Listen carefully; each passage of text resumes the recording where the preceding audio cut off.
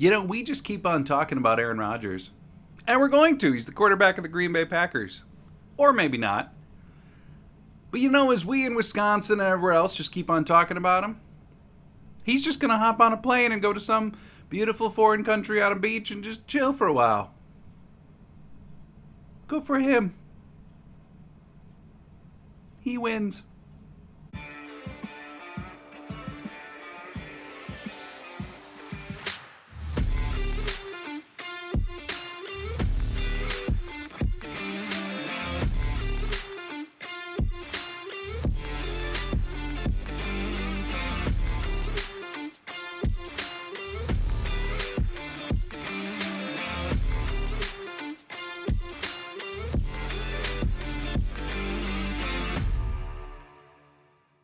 What's up, everybody? Welcome to another episode of Lombardi Time Brews. I am your host, John Del Rey. Today, I said that I was going to talk about the salary cap today, but given just how much conversation there's been about Aaron Rodgers in the current events, in the news, I think it's actually better time spent to spend my time talking about that, my interpretation of what's going on, and kind of where we may be going with that. Especially as I dove in, I knew that I wanted to at least address that today. But then as I got to writing about it and prepping for it, it was like, oh no, there's a lot to say. And the salary cap, there's a lot of information to it, a lot of just facts that are going to be spewed. So I decided that I'm actually going to postpone that a little bit, especially given where we are now entering in the offseason. We know the vast majority of players, the ones who live elsewhere, are already out of Green Bay. We're not going to hear from LaFleur or Gutekunst for a while now. As the playoffs are going on and the Packers aren't in it, this is one of the true dead spaces of the offseason now for the Green Bay Packers. So, with that being said, it's the perfect time that I'm going to take a week off next week. I said that on Wednesday. Just a reminder, no Lombardi Time Brews at all Monday, Wednesday, Friday next week. I'm going to be dedicating time towards other projects.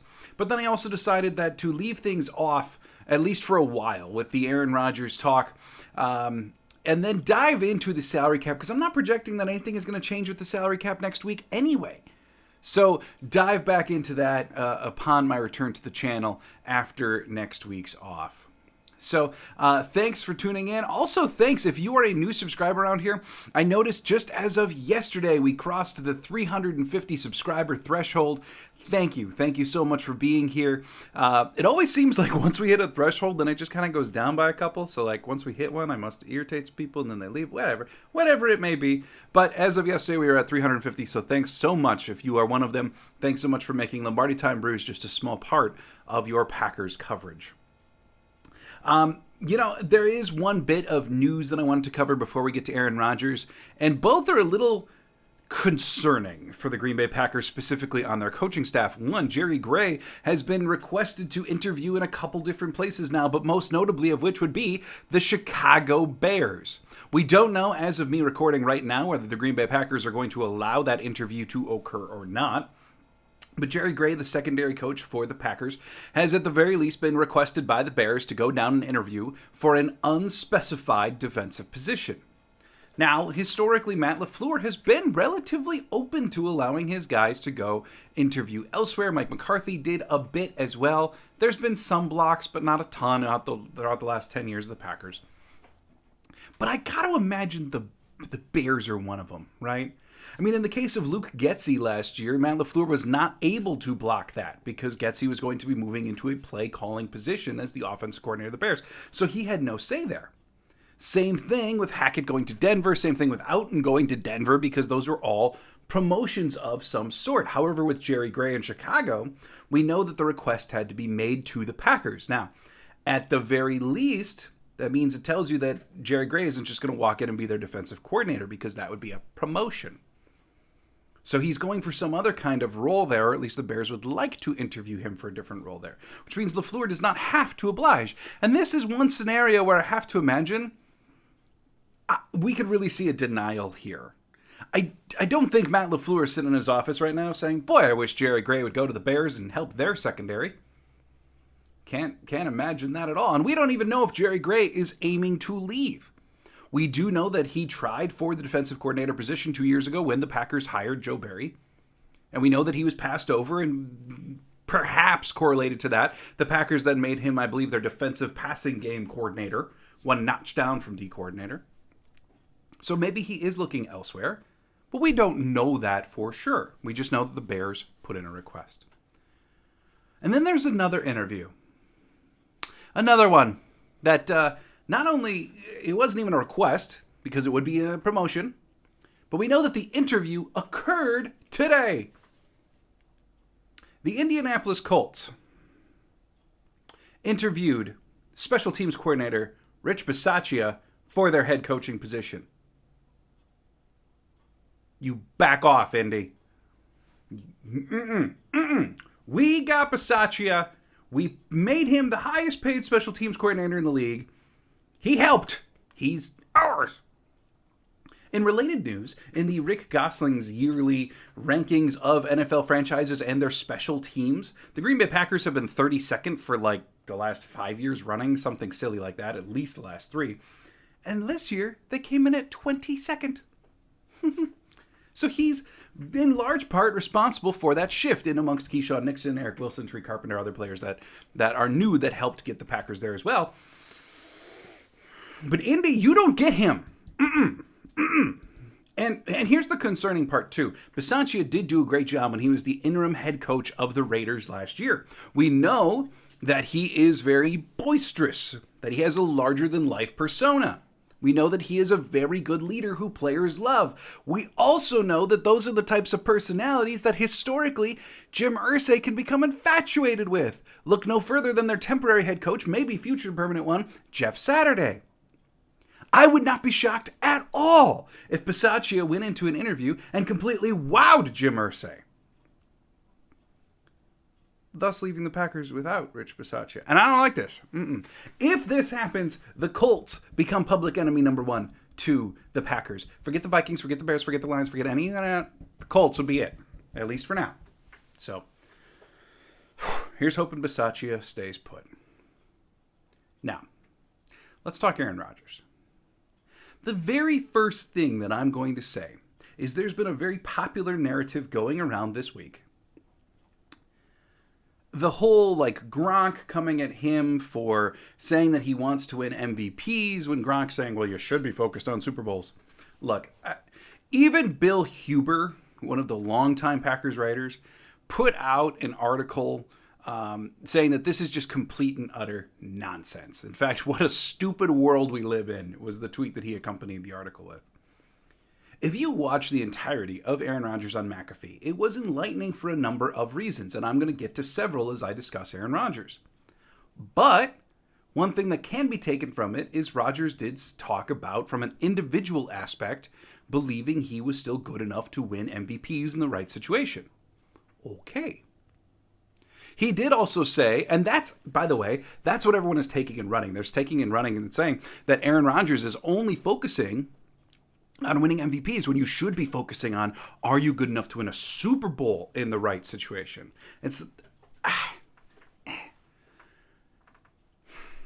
But the problem is, on McAfee, Rodgers did also talk about coming back and not retiring, and he also had to say that he had to be 100% in. And if he's not coming back to compete for a Super Bowl, then there's no point in coming back.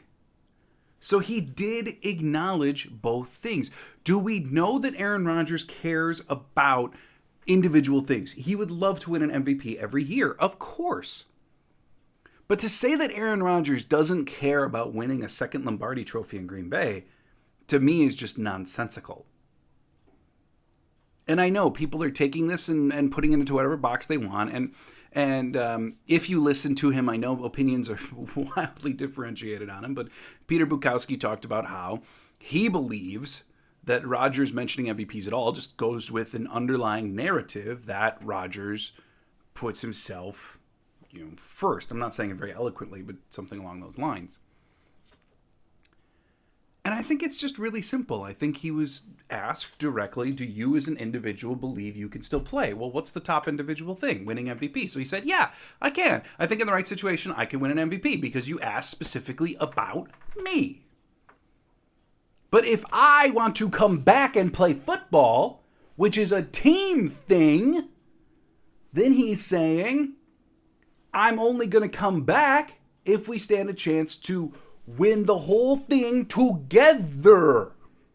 I feel like he gave different answers for different questions. One was individually based, in which case you talk about an individual award. The other one was more like team based, in which case you talk about the team thing. I think that's perfectly fair. There are other things that he said that we should take more information from. Not this whole MVP versus Super Bowl nonsense. So please, if you're spending any time thinking about that, please don't. Like I said in the intro, he's on a beach somewhere, not thinking about you. So don't stress. But what I do want to talk about, and what he said on McAfee, which I do think is incredibly telling. Now, some of you listening to this, I already know, and I'm not blaming you at all. But I think some people listening to this are automatically going to take everything that I'm saying and put it into one of two camps. He wants Jordan Love to start. He wants Aaron Rodgers to start. No. And I'm going to talk about that in a little bit. Or you're going to say that when he's being critical of Rodgers, he hates Rodgers. No. Also not the case. But when Rodgers speaks, when he willingly puts himself in a public forum and puts these things up there, we do have the right to talk about them. And when he says something wildly out of bounds, to call him on it.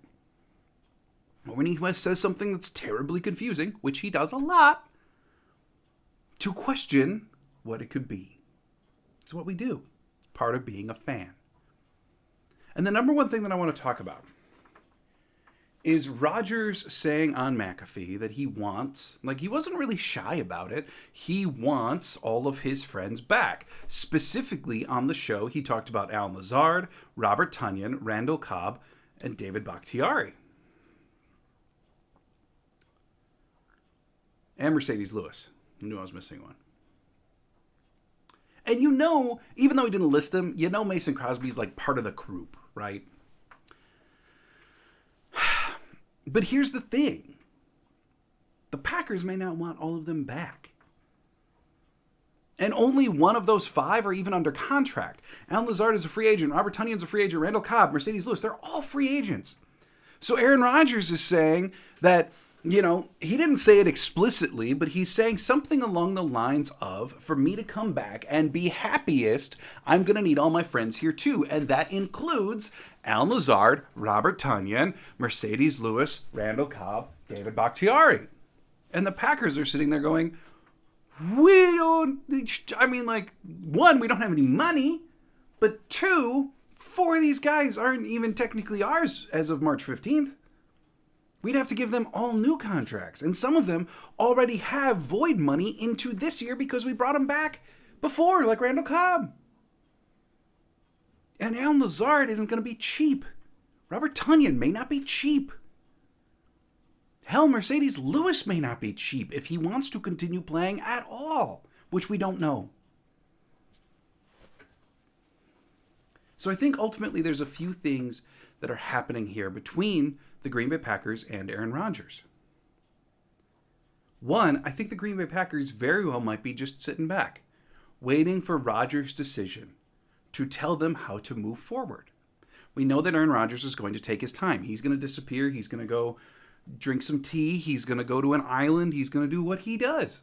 And by all means, all the power to him. But he's going to go get his mind right. He's going to go get his body right, heal up from the strain of a season, and then make his decision based on the information he has. And then the Packers, I think, are just sitting back right now. They've got a plan A if he says this, he's got plan B if he says this, and a plan C if he says this, and they're ready to just roll as soon as they know. But until they know for sure, they're going to be in a little bit of a holding pattern. It's possible, like was mentioned in a comment in the last video, they may just be sitting back and just waiting for him to retire. Because maybe that's what they want. Maybe they don't want to force him out. Maybe they're just hoping he's going to retire and this problem is going to solve itself. Or they're just waiting for direction. The other thing that I think may be happening here, and this is just me reading some tea leaves, Aaron Rodgers has said a lot from the end of the season up till now. He has said a lot that it needs to be a mutual decision. That both parties have to want to come together again.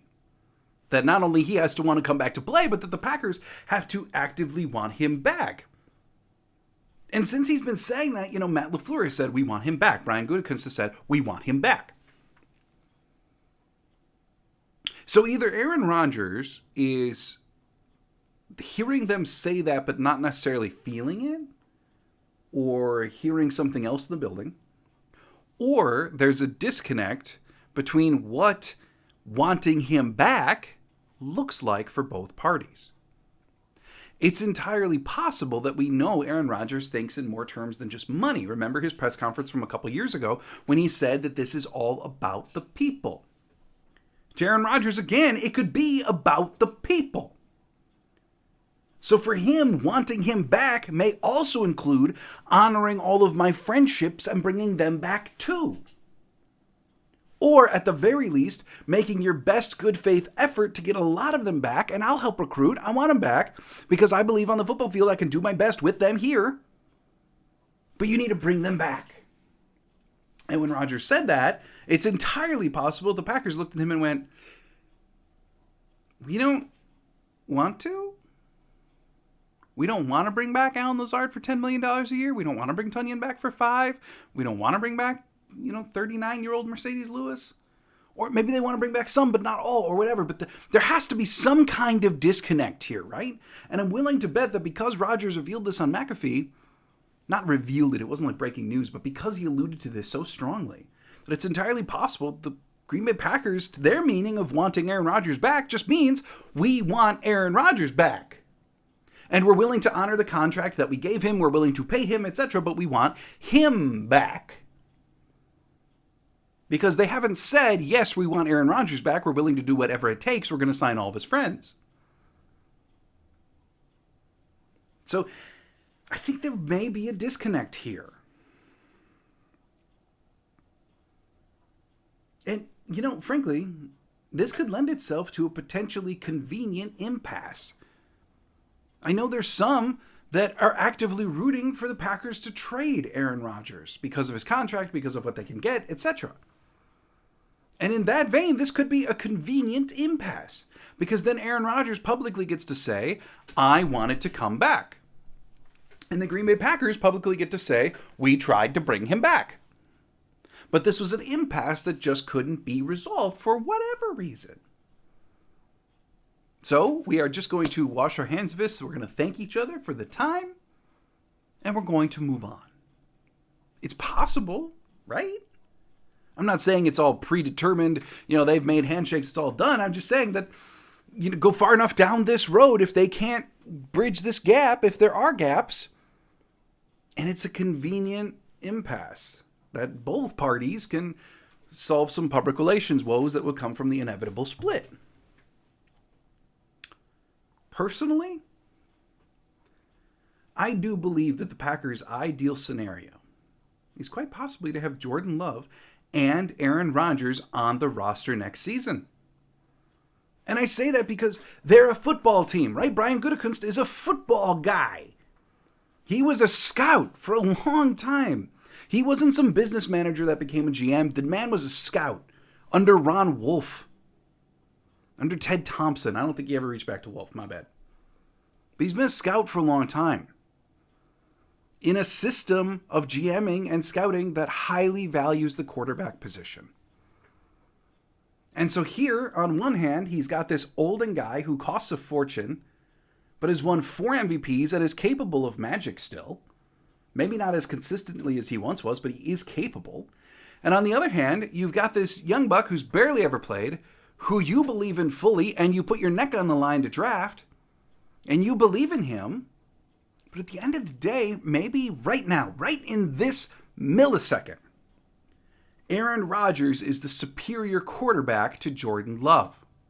That's not saying that Love's ceiling isn't higher right now, or his athletic prowess, or whatever. It's saying in this second, Aaron Rodgers may be a better quarterback than Jordan Love. And so the Green Bay Packers are sitting there going, well, yeah, we want Rodgers back. He's better. This isn't that complicated. The Green Bay Packers are also living in a football dream. I mean, look, you've got a 4-time MVP and his heir apparent. There's a ton of teams struggling to find one competent quarterback, and you're sitting on two. And everyone's looking at you like that's a bad thing. From a football perspective, this is great. From a personnel perspective, it's difficult. From a psychology perspective, it's difficult. From a cap perspective, it's difficult. But from a football perspective for Titletown, to have both Aaron Rodgers and Jordan Love, wonderful. We're not going to shoo either one of them away. So I do believe that they probably want both back. And the reason for doing so is because Aaron Rodgers is superior right now. Could be a lot simpler to them than it is to us. And I know it can't just be that easy, but maybe it is. Because they have all of these plans. They have all the plans that say if Aaron Rodgers wants to come back, we do XYZ to the cap. If Aaron Rodgers wants to leave, we do XYZ to the cap. Like, they're ready. They're ready for anything. So maybe they're the ones who are just fine with it. At the end of the day, though, we do know this. The Green Bay Packers aren't going to panic, just like we saw 2 years ago when Aaron Rodgers disappeared and then eventually came back, gave his press conference, etc. They are not going to panic. Retaining both quarterbacks is probably the ideal scenario. But they're probably fine with both, too. I've seen some people theorize that the Green Bay Packers are just saying that Jordan Love is a competent NFL quarterback just to get his trade value up. They don't actually believe that. It's just et cetera, et cetera. Look, maybe I would buy into that if it was the GM, coach, president, whatever. But Dallin Levitt at a local radio show 2 months ago said that Jordan Love looks great. Jordan Love looks like an NFL quarterback. There are other members of the team who are not these high-ranking guys that aren't going to be involved in the team meetings of secrets and conspiracy theories who are talking about Jordan Love looking great. So I'm inclined to believe that Jordan Love has been looking great and is ready, like they've been saying. At the end of the day, they're probably fine with all of the above scenarios. They probably have a plan. And at the end of the day, that means that they have a fair amount of leverage here. On a personal note, it can be Ty Detmer, it can be Mark Brunell, it can be any... Bring back Doug Peterson! Doesn't matter who's quarterback for Green Bay next year, I'm going to be rooting for them for their success. I want MVPs and Super Bowls no matter who's back there. That's what we do as fans, right? We support who's on the team. Because being a fan of the team is more important than being right. Or seeing the team's success, I should say, is more important than being right. Yes, I am exhausted of the yearly carousel that comes with Aaron Rodgers. The will he, the won't he. Him going on McAfee and dropping these things. Him saying his future is a beautiful mystery. Yes, I'm tired of it. I'm exhausted. We all are. He has every right to say those things. It doesn't mean that it's not exhausting to follow along. And yes, I'm tired of Aaron Rodgers saying that there's contingencies to me continuing to play. It's about the people. You need to pay me X amount. I need to be respected. I need this. I need this. I need this. I want my friends back. Yes, I'm tired of that. Because there's one thing that I would be remiss if I didn't mention that's been in my head all week. Ben Johnson was the offensive coordinator for the Detroit Lions this year. He's 36 years old. He's an up-and-coming head coach candidate, and he had several interviews for head coaching jobs. He probably was going to get offered a couple. And you know what he said instead? Nah, I'm good. Detroit is building something special, and I want to be a part. And I know I'm veering off course here, but this has been something that's been stuck in my head all week. Here you had a guy who was young, up and coming, had all the, he could go anywhere he wanted, really, out of all the head coaching vacancies. Just led Detroit, of all places, to a top 5 offense. And now he's saying, I don't want the promotion. I want to stay where something special is happening. And yet, I would be completely remiss if I weren't honest and say that when Aaron Rodgers speaks sometimes, I get the feeling that he's not saying, I want to be a part of something special. Instead, he's saying, I am the something special. And when a dude wins 4 MVPs in a Super Bowl, you can't really blame him for feeling like that. but it still can be tiring to listen to be around, etc. Again, even if that is the case, even if he is straight up saying that, I don't blame him. But it is different. Because notice, like when Jordan Love came in, when Aaron Rodgers was hurt, it was the end of the Philly game, Jordan Love came in, didn't the offense just seemingly have some life that it didn't have for weeks? It looked crisper, it looked cleaner, it looked quicker. I'm not saying it would be like that all the time, I'm saying in that one particular instance, it did. And plus, we had the fortune as Packers fans of watching from 2008, 2009, 2010, 2011, 2012. When Aaron Rodgers won a Super Bowl, he came up. Well, his buddies, Donald Driver was still lingering in the background, but like he was hobbled and he wasn't playing a ton. But he came up with James Jones, Jordy Nelson, eventually Devontae. Like he had his wide receivers who all his age, and they all came up together. And now Jordan Love has that chance with Romeo Doubs, Christian Watson. Because as much as we don't necessarily want it to be, football is relatively generational. Same thing if you're a Milwaukee Brewers fan. Remember how awesome it was when Ryan Braun, Ricky Weeks, Corey Hart, they all came up together? It's cool to see that happen. But yet, if you're saying, no, we're not ready for that yet because the 4-time MVP wants to give it another go, yeah, okay, I'm on board. This isn't an all or nothing. It's a route for whatever happens to have success, because we're not in charge of what happens. One thing I want to add on here, and this is cap related. There's a lot of misnomers about A, the cap itself, but then B, Aaron Rodgers' impact on said cap. One, again, I'm going to repeat this, and I may say it every single show that money comes up ever, because there still seems to be this gigantic misunderstanding. A restructure of a contract is not a pay cut in 99% of instances. Okay, gonna say it again. A restructure is not a pay cut. It is moving money around from year to year for purposes of the cap. Very rarely does it ever change the check that a player gets. They may even still get it at the same time. It's just magic that happens on the cap. And that's it. So if you see that the Packers have restructured David Bakhtiari again, and I love David, but don't go thank him.